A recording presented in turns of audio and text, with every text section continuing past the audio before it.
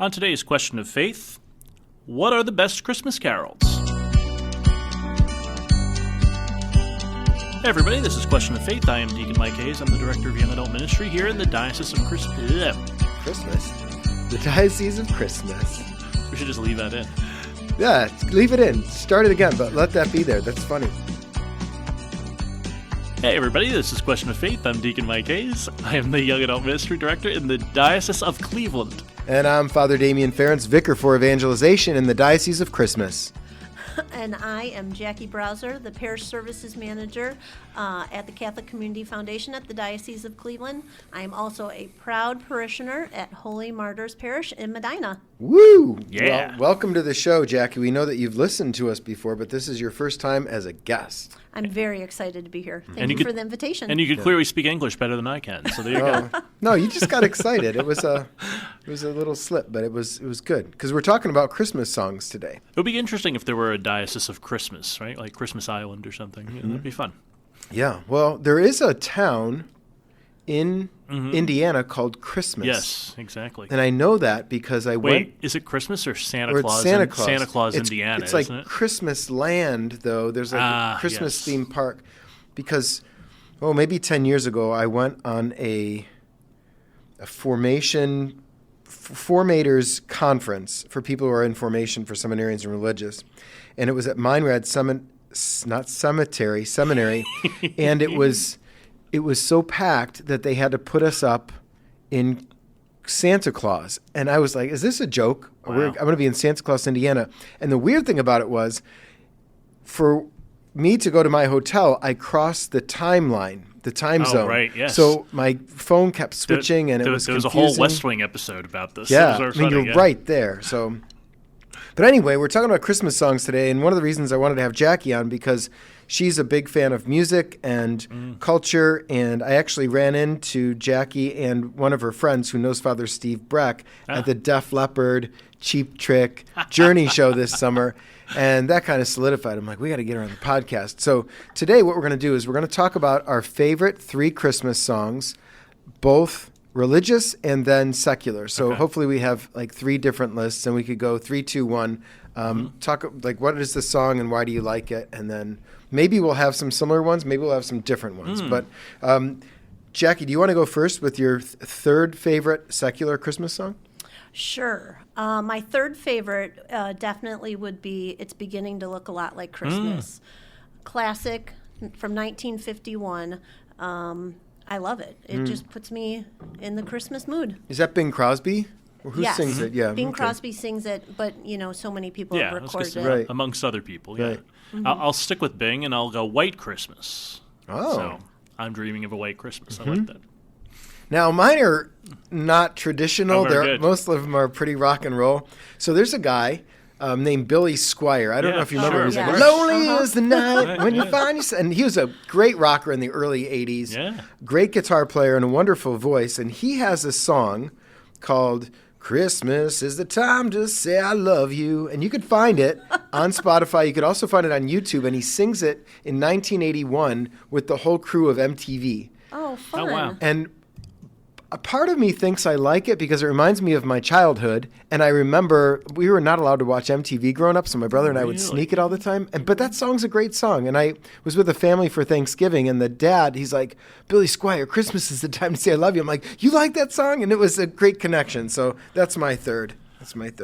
Okay, so that is a good one. I'm glad you knew it. Of course. Okay. Was it like the VJs that were singing? Okay, I'm gonna have to look into that. My number 2 was just like Deacon Mike. It's White Christmas. I absolutely love the movie. Every time I hear it with my mom, she always reminds me that Irving Berlin wasn't even a Christian or a Catholic. He was a Jewish composer, and she always points it out. So I think of my mom when I hear that song. That's nice. Great. I'll go back to my childhood like you, and I'll do they know it's Christmas time at all? Oh, yeah. Oh, such a good one. Do they know it's Christmas time? It's that's right. Is that Feed the World? Yeah, that's the one. Yeah. So that one's USA great. for Africa, right? What's interesting is that maybe 5-10 years ago, and they changed some of the lyrics, but the hook was the same and the music was the same, and it's a fun song. I remember being in Rome for Christmas of 2020 because it was during COVID. Oh, right. And when I was on the elliptical, I would put that song in because it reminded me of my childhood. Yeah. It's Christmas time. I think Bono's on it. Yeah. Yeah, cool. Well, I mean, and that question, do they know it's Christmas time at all? Well, of course they know. It kind of goes into, Mary, did you know? Well, of course she knew, you know? Yeah. Yeah, there's the whole controversy over that one. And the song, like musically, is fun and it's good. But yeah, there's the theological controversy over, well, what did she know? Well, from Luke's gospel, we know that she knew a lot. Yeah. Yes. All right, so my number Oh, wait, one. Father didn't Hold go on. for his third. I have my I'm number so two. sorry. My number two. Now, this one, again, it's rock and roll, but it's also Saturday Night Live. Do you remember?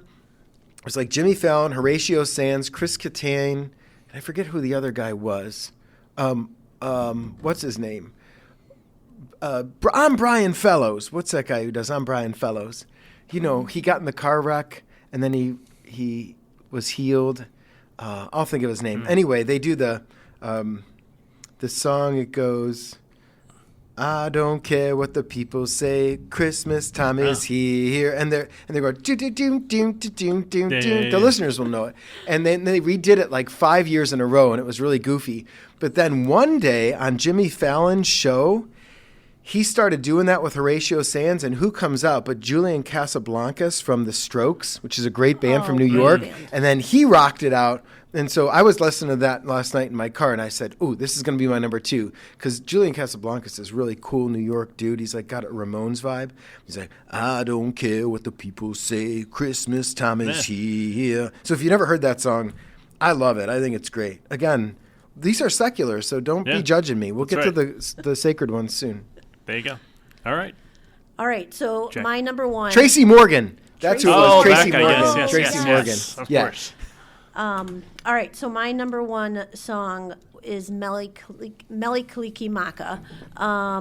Once again, made famous by Bing Crosby, but my favorite rendition is by Jimmy Buffett, my all-time favorite artist. Are you going to sing it for us, Lou? Oh, man. Mele Kalikimaka. No, I'm not. And I think we can all imagine National Lampoon's, like, it's such a great moment in the movie. That's Bing Crosby, but I love the Jimmy Buffett version.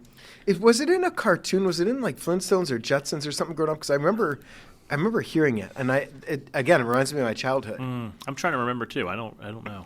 You would think I would know that, being the cartoon fan that I am, but it's not ringing a bell. So I was gonna do Bruce Springsteen's "Santa Claus is Coming to Town," but I figured that was your number one, so I said I'm gonna do "Have Yourself a Merry Little Christmas," which I really, really like. So a little more traditional, and it kind of reminds me of my dad for some reason, and I'm not sure why. But it's a song. Whenever I would sing it, I always think of my dad. So it's this time of year, especially if you've lost your parents. Yeah, it's sure. the time to think about them. Absolutely, too. yeah. You were right about Springsteen, but you were wrong about the song. Oh, interesting. So the two most famous songs he does are Santa Claus Coming to Town and Merry Christmas, Baby. Ah. You show to treat me right, but that's not it. It's actually his version of Blue Christmas. Oh, very nice. Oh, Yeah, such a that's good one. nice. And so Blue Christmas is a wonderful Christmas song, but Springsteen covers it. Last night I listened to the Lumineers cover it. Oh, yeah, that's right. Yeah. Collective Soul covers it. There's a lot of wonderful covers of Blue Christmas, and probably the best is Elvis. And I share a birthday with him, but Springsteen's got one on YouTube that I've been watching. Father Garris, when he comes in to work out, we work out in the same room in the rectory. He's like, dude, are you watching this again? I'm like, it's Christmas time, all right? So, yeah. Get off my back. Get off my back. Leave me alone. Do 4 more push-ups for that. Hold on. I'm going to say something now about Jackie, because we're talking about parents. Yeah. So this summer, we were going out on the Lady Caroline cruise, and this is the whole, Cathedral Square Plaza group, and there's 207 of us that work here. Right. Not everyone went, but there were probably at least 150, 160, right? There was a lot of us. Cathedral Plaza is the place where we work. That's the name of the building. Yeah, Just for those 1404 East 9th For Street. those who don't know. Some call it the Chancery, but we're more than just the Chancery. Correct. And so I was standing with Kayla Gill and Mary Fugate, two young ladies who work on our floor, and they saw Jackie, and they're like, look at her hair. It's so beautiful. That's what I want my hair to look like when I'm a little older. And so if you can't see Jackie's hair because you're listening, but she has this beautiful silver hair. And I told Jackie that afternoon or that morning, I said, you need to know that the young ladies on my floor want to have hair like you when they grow up. And then she told me this wonderful story about her hair. And I'd like you to share it now because it goes along with what you just said about your dad. Mm-hmm. Yeah, so I come from a family, there's 5 daughters, so I have 4 sisters, and they all kind of take after my mom's side. Beautiful, brown, curly hair. My one sister's blonde, but, it's all my mom's side of the family, Polish, and my dad and I are just the spitting image of each other, or we were. My dad passed away in 2018, and mine did too. That's funny. Oh, really? Yeah. Oh, I'm so sorry. Bad year for us. It was a bad year. But so when I was about 10 years old, my dad told me, threatened me, promised, I don't know, that I was going to start getting gray hair when I turned 16, just like him. And I didn't really think much of it. And then I turned 16, I found my first gray hair, and I was so mad at him, angry. And I came down, and I was like punching him on the shoulder, and he's just laughing, just this laugh that shook the whole house. And my mom was mad at him, and because he has a girl dad. There's no boys in the family, so all he can do is kind of just like make fun of us. And he was a great dad. So anyway, fast forward to me dyeing my hair forever, and he passed away in 2018. And my husband had always been like, you know what, you have such beautiful hair, why are you coloring it? And I looked in the mirror after he was gone probably 6 months, and I was like, you know what, this is a gift from my dad, and none of my other sisters have this gift, and I think I'm ready to like wear it proudly now that he's gone, which took a lot as a female being in her 30s to do. But now I have this gray hair that is natural, and I don't hide it. And every time I look in the mirror, I think of my dad, because he had this beautiful silver hair, and he gave it to me. And I see it as a gift now instead of being angry at him through, all of my teenage and 20s and 30s. Thank you for sharing. Isn't that great? That is awesome. Yeah. Thank you for sharing. That's a wonderful story. And it's true, and it's good. Silver Well, hair. thank you. Silver hair. All right, let's move Jackie into. has hair and it's pretty. Let's move on to our favorite. I do have hair, so. Our Exactly. favorite, Makes me wish I have dandruff. It's like our favorite. You put some lotion on your head. Let's do our favorite sacred songs now. Jackie, you're first. Okay, so I would have to say, this goes because I love A Charlie Brown Christmas so much, but Hark the Herald Angels Sing. Very nice. It has to be one of my favorite, and I know there is a history of the words changing and everything like that, but when you see it in a cartoon and they're all singing it around the tree, and then Linus, I think it's Luke that he says, and it's like absolutely amazing. I love seeing their mouths move really big up and down. So Hark the Herald Angels Sing. Great. very nice. I love Silent Night, so and that's always been a favorite since probably like my teenage years. I remember as a little baby, the first time I heard it, it made me cry. Aw. And my sister was like, "Oh, he doesn't like Silent Night," and then I didn't like it for a long time. Then I listened to it again when I was a teenager, and I was like, "Why do I not like this?" And so I just I've liked it ever since then. I may come back to that song, but my number 3 is actually a combination of 2 songs. Again, back to MTV. Do you remember when David Bowie and Bing Crosby sang together? It was Peace on Earth, la, na, na. And then the other guy sang Drummer Boy. And so it was a duet between Bing Crosby and David Bowie, who did not get along at all, but they pulled this song off. And it's very beautiful. And my brother and I remember when we were kids watching that whenever it would come on, because you didn't have YouTube back then, and you had to just wait for videos to show up. And when it came on, oh, come on in the living room, and let's listen to this. And Yeah, and then recorded on a VHS tape or something. So, yeah, Peace on Earth, Drummer Boy, I think that's what it's called. Bing Crosby and David Bowie. David Bowie and Elvis and I share a birthday together, by the way. And so does that woman who's Elphaba in the new Wicked. Oh, really? And Kim Jong-un and Maximilian Kolbe, Jan 8th. Well, anyway. Speaking of birthdays, did you know Jimmy Buffett was born on Christmas Day? I didn't. Just to go back on Mele Kalikimaka and my fandom. Yes. See? All right. So that version is one of my favorite, Father Damian. So, all right. So number 2 for me goes back to my dad. Do you hear what I hear? Did you know it was written during the Cuban Missile Crisis? I did some research on it. But when my dad was very, very sick in hospice, my sister and I decided that would be a great duet to sing. No idea why. And we sang it on the top of our lungs. My dad was probably like, what are these girls doing? But yeah, it always reminds me of my dad. Very nice. Yeah, that's great. I don't know why I like the song, but I like the first Noel. It's kind of a a traditional one that I think in my parish in New York they used to sing that as like a post-communion song, and I think that they probably just sang it really well, so I probably like it for that reason. It's funny how all of our favorite songs are connected to people and memories, isn't it? Yeah. Yeah.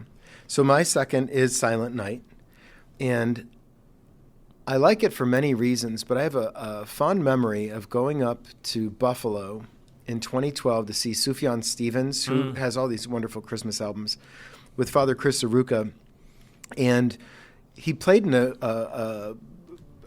it wasn't a theater, a venue called Babeland. It's run by Ani DeFranco. You used to be up there. My friend got married there, yeah.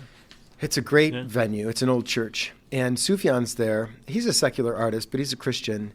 And he had us all singing these hymns. It was called Christmas, M-E-S-S. And we had little booklets with the songs in it. I still have it. And he got us to sing Silent Night and the men and the women together. And you could tell people... A lot of hadn't been to church in a while, but they were singing as if they were, and it was beautiful. And that song, like, who doesn't know Silent Night? Sure. Yeah, that's great. All right, we're on number 1. Number one, your number one sacred song. Yes. So I have a slight tie. The Angel Gabriel is a beautiful, beautiful song, and my daughter actually sang a solo of it. And I never heard the song up until 2 Christmases ago when she sang the solo. So it's kind of like a new favorite song, and she sang it on Christmas Eve at Mass. So that would be kind of my new one, and then always the classic "O Holy Night." Oh, very nice. Yeah. It is, I mean, it just is such a beautiful song when you kind of hear it a cappella. So that is my number 1. Nice. I was going to take "O Holy Night" at one point because I still have a recording of my mother singing that song. Oh, really? Yeah, like like on a cassette somewhere. You know, good luck finding something to play it on. But I still have that somewhere. And then, but the one that I always say, it's not Christmas until this song is played, is "O Come All Ye Faithful." Oh yeah, so good. It's usually the opening hymn at most places. And so I always say it's not Christmas until I hear that song. Yeah, the opening or the closing too, right? Yeah, so I am with Jackie here with "O Holy Night" is my favorite. I think I like it for many reasons. It's big, it's epic. Oh, night. You know, there's a great version of Brandi Carlile singing it. But I want to say, too, that the second verse, if I could pull this up, this verse, "Long lay the world in sin and error pining." Like, that's our existence here. "Till he appeared and the soul felt its worth." I love that. That is so theologically rich. "Till he appeared and the soul felt its worth, a thrill of hope, the weary world rejoices, for yonder breaks a new and glorious morn." So when that happens, fall on your knees. "Oh, hear the angel voices, O night divine, O night when Christ was born." I love that. Yeah. Greg Boyle at Homeboy Ministries uses that song a lot with the former gang members. Oh yeah. Yeah, saying that you have been in sin and error and you're pining for something else. And he said, and then you finally feel until you feel your soul has worth. You're not going to be this. You're not going to really feel this. And so he says, as soon as people feel that their soul has worth, that things kind of turn around for them. And that's true not just for gang members, but for everyone. For everybody, right? Yeah. Yeah, especially some of these traditional Christmas hymns have wonderful theology. Yeah. Well, that's great. Right, that's this our was list. Fun. So, I wonder, what's your list? People out there, you can text Yeah. us, right? Or email us That's or right. something? Text us. Yeah, it's top of the show notes. There's a little place you could text us, and we'll talk about those in a future episode, which is great. So we'll put all of our songs in the show notes, maybe a little YouTube video to most of them. That'd be great. We'll see where people get with them. That'll Cool. be great. Nice little playlist for you. Yes. Nice. All right.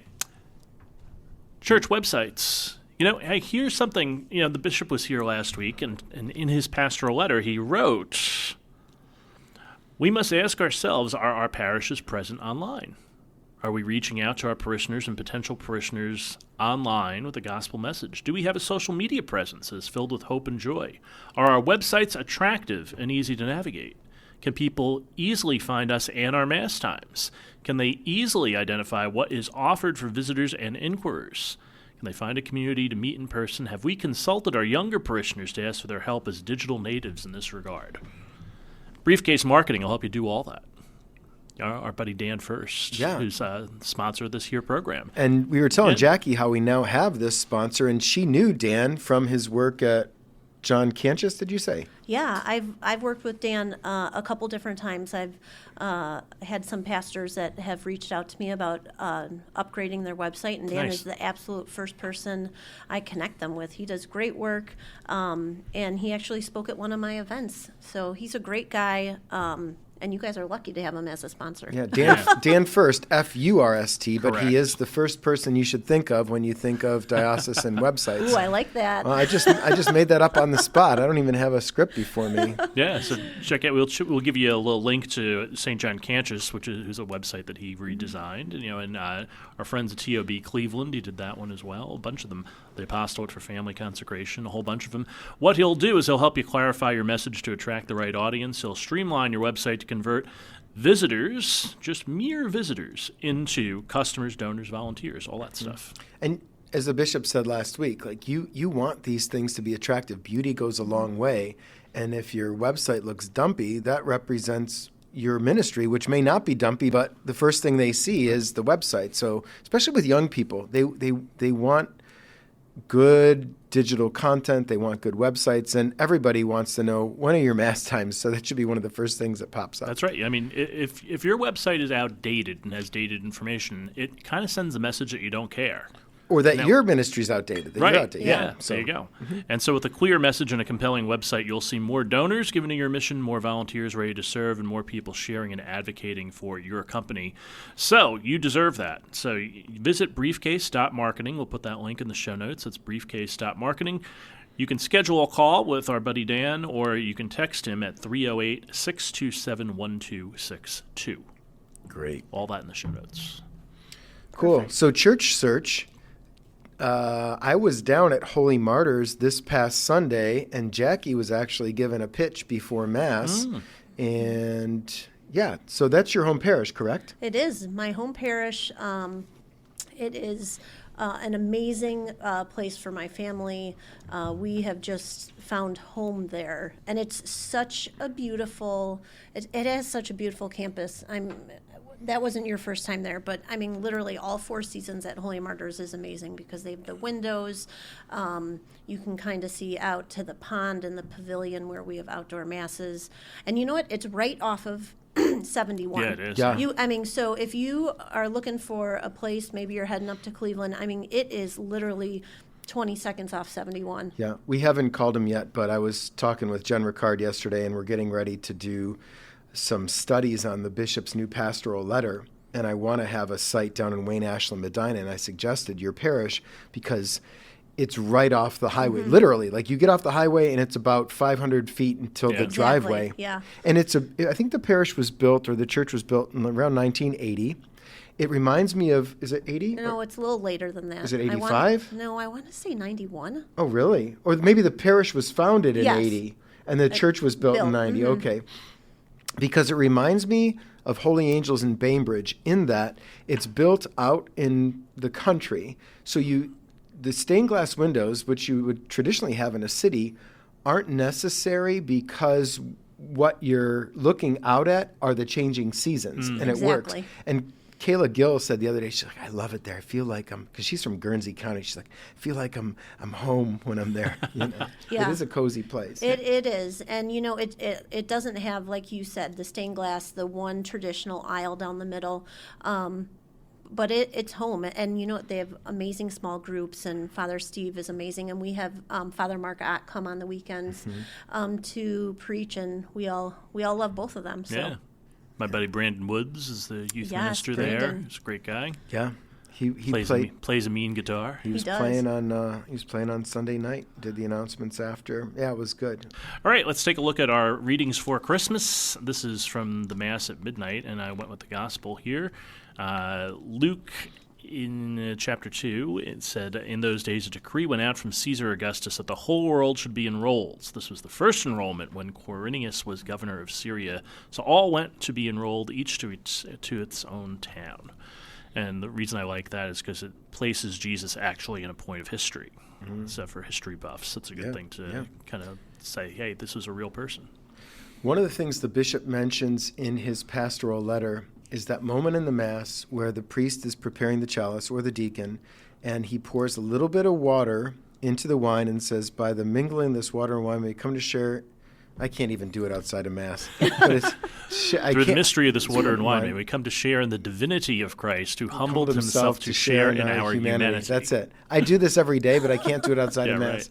So that is the incarnation. That's what Christmas is about, that the Lord comes and humbles himself to share in our humanity. So everything human he wants to participate in except sin, because what does he come to do? To save us from this thing we call sin, to make us like him. And I love that.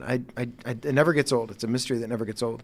Any reflection on Christmas, incarnation, or readings? Or Well, not really incarnation, but, I love St. Joseph. And there's only a few times a year when we get to reflect on his actions. And so I always like to kind of take it from St. Joseph's perspective here, because we finally hear about him.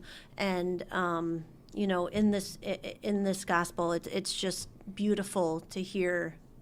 And you can kind of see him as like this father figure, the amazing father that he was. So he doesn't get too much love, as we all know, so it's nice to always bring him back into the story. And he doesn't say a word in the Gospels, but we know of his actions, that he protected and served and loved, and our Lord, but also Our Lady, and the care that he took of her. So, awesome stuff. There should be more songs about St. Joseph. There should be. We should write one. That's okay. You and I should. That's your assignment for over the break. Yeah. Exactly. You heard it here, folks. The three of us collaborate on this over the break. Get it done now. Come on. All right. So, Merry Christmas, everybody. Merry Christmas. Merry Christmas, Father. Thanks for listening to our show. Thank you for having me on. Absolutely. We'll have you back. It'll be great. Yeah. All right. So, you enjoy Christmas, and we'll see you all again here next time.